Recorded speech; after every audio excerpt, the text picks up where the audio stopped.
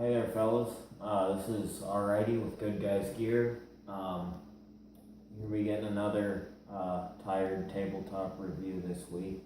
It's been rainy. Haven't had any time to get out and shoot any or continue on with the pistol accuracy series from last week. So I'm going to talk about a gun that you've seen us run some, and what I like and what I don't like about it, and actually just generally the class of firearms that it falls into.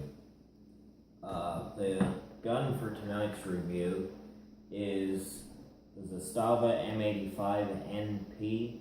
It's the Yugoslavian 5.56 AK pistol that takes the standard AR-15 magazine.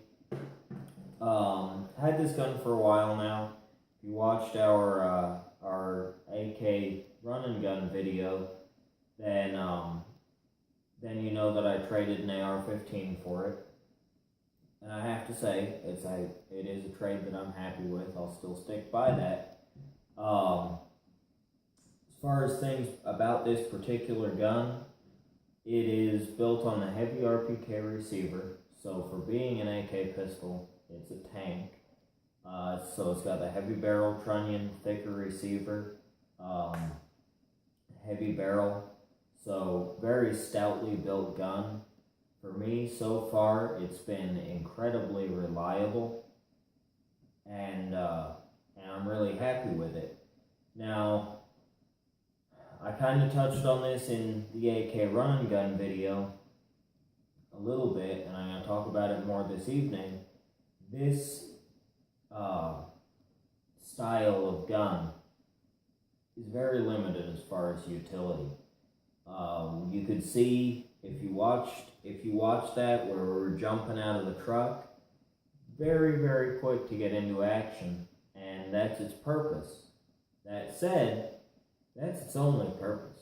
You know, it doesn't do anything beyond that. You start stretching out, past 30 or 40 yards, and you have to have a pretty steady aim.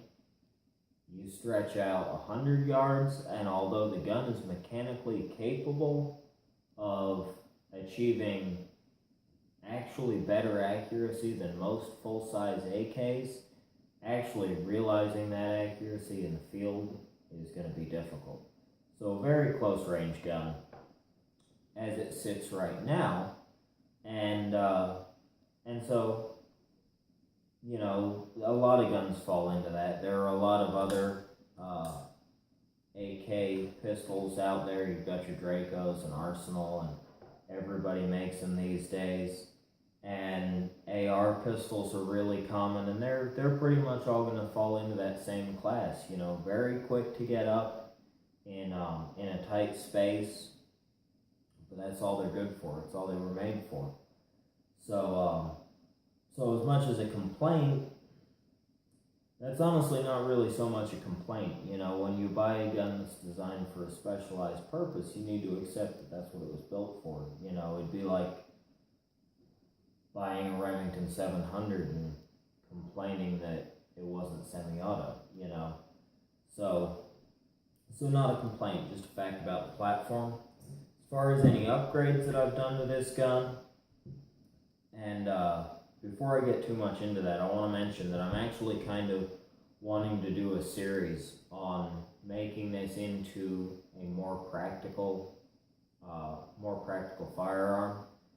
I don't know how fast that's going to progress. I'd like to do, you know, maybe one modification a month and talk about it, but it's probably not going to happen that fast. But anyway, as far as the upgrades that I've done to this gun so far, and what I feel they bring to this platform, and why I feel they would be good modifications for anybody who has a rifle caliber pistol.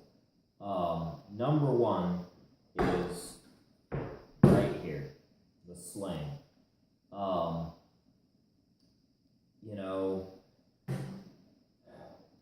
without a sling mounted on one of these guns, you know, it's not something that you would really often consider to be a modification to a gun, adding a sling, but these guns are almost worthless without it. You know, any rifle caliber pistol, you know, if you're holding it like this, you've got nothing.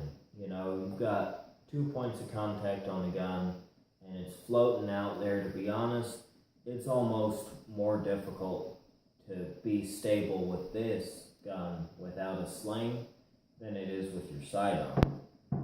So that, you know, when you take that sling, throw it over your strong shoulder, hang it up on your ear and your hat and all that stuff because it's late in the day and you're tired and whatever. When you put that sling on there and it's cinched up, you know, adjusted for you, and you can stretch out against it, straight arm that forend, and really get some tension on the gun, it does a huge amount for making the gun more controllable as far as your follow-up shots and even getting on target in the first place, because the gun's floating around out here. Getting that first shot very accurate is difficult, and getting the second one accurate after it just gets harder and harder. So number one upgrade, if you have an AK pistol, an AR pistol, whatever, and you want to do something to make it a little bit better than it is, if you don't already have a sling, go out and get one. If you're looking at buying a pistol, just in my opinion, figure a sling into the price, because it's not so much, it does to some extent expand what the platform will be capable of as far as range, but to a greater extent, it will make it more effective for what it's actually designed for, which is extreme close quarters. So anyhow, good upgrade, recommend it to anybody. The second thing that I've done to this pistol that I feel is really important, again, helps with that long range accuracy, or for what it is, long range accuracy, and is also very beneficial for the gun's original design, you know, concept, is an aftermarket trigger. This particular one for the AK is an ALG something or other. I forget the number, but it's the ALG AK trigger. It's a very light, very short trigger. I'll go ahead, I'm all clear and everything, and I'll show you, hopefully you'll be able to see here how short of a trigger it is. You know, if you're familiar with the AK, if you've run one a lot, then you realize how short of a pull that is.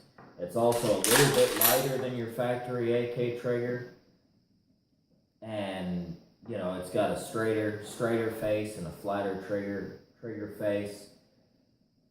And the reason I say that it's so beneficial on a platform like this is because not only in very close quarters is it going to be important that you have a short trigger pull and a tactile reset so that you can really get your rounds off quick, because let's be honest, that's all the gun is for.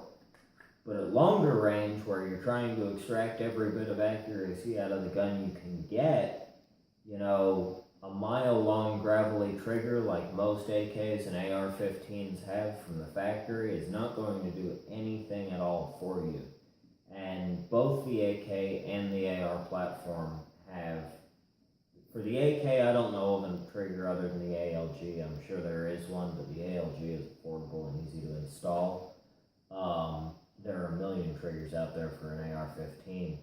The one that comes to mind, honestly, that would be easiest to do on a platform like this, you know, a rifle caliber pistol, would be to just put in a, I think, Stag Arms trigger spring set. Leave the hammer spring out, because it will make it less reliable with stout military primers. But if you just put in the Stag trigger and secondary sear spring, it'll make a huge difference if you have an AR instead of an AK. So upgrade your trigger, absolutely no question, because it does you know, it does so much for the gun. I mean, upgrading a trigger is good for any gun, but it makes a huge difference, particularly with this one. It'd be difficult to see, and it's not so much essential for this platform, it's just handy generally for all the AK guys out there, is that I switched out the trigger pin retainer shepherd hook spring thing. There are several different designs of them. They're all weird and they're all difficult to get in place, for a trigger bar.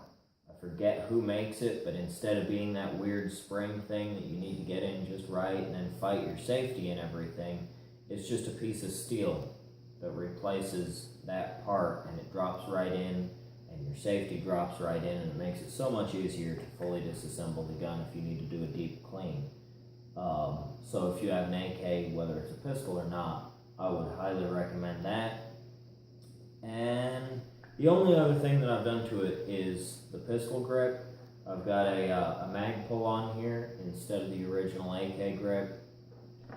Yugos have a slightly more contoured grip than most AKs, but just generally AK grips really suck. And the mag pull, it just fills your hand a little bit, gives you a little bit of a shelf to rest your finger on. If you don't like the mag pull, there are other grips out there. But again, as simple as a modification as it is, and as easy it is to put on, it does a lot for you, both in close quarters, giving you really something to grip and control the gun with. It's not going to slip around in your hand, and it also extends the trigger reach just a little bit, which makes it easier to get the sweet spot of your finger reliably on the trigger to extract whatever long-range accuracy you can get out of the gun. So again, simple modification, but does a lot for the platform. So that's what I've done to it so far. There are some other modifications that I would really like to get onto. There's a safety modification, a sight modification, and an arm brace that I have planned. I don't know when I'll be getting to them, but when I get to each one, I'll be doing before and after comparisons where you can, see what I was able to do before and after. But anyhow, as far as this gun goes, great little gun. I absolutely love it. Unfortunately, you can't get them anymore. But rifle caliber pistols are good guns to have.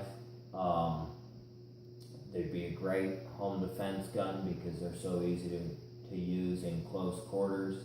They're fun to shoot, and they're pretty popular and available right now. So don't be scared of them. I've seen some pretty negative reviews where people felt like they were useless, but you'll notice in a lot of those reviews, everybody's just holding the gun up like this, and like that, I would have to agree with them. They do suck, but get yourself a sling and some of these other upgrades, and I feel like you've really got something there because it's a tremendous amount of firepower in a very small package. And so yeah, please follow along, and as I get time and money to do these other upgrades, I'll be revisiting this gun and talking about them and shooting it more and stuff. And kind of the purpose of all of that is that basically I have a gap between my CZ75 and my Springfield SOCOM 16 that is obviously a huge gap in guns that I have available. And to be honest, this offers a lot more firepower than the CZ75, but as far as range and stuff, I mean, yes, it does offer more range, but it's not nearly in the middle of the gap between the sidearm and the rifle, especially if your rifle is a .308 battle rifle. So the idea is, with these upgrades and those that I have planned, to place this gun evenly between the sidearm and the battle rifle. And I think it's an excellent weapon to start off on that. I think the rifle caliber pistol is the gun to fill that space. And so that's what I'll be doing. That's the idea. Sorry we're not shooting any this weekend, and that I'm so tired, and kind of out of it. But anyhow, that's it, guys. That's the plan. Zastava m85np.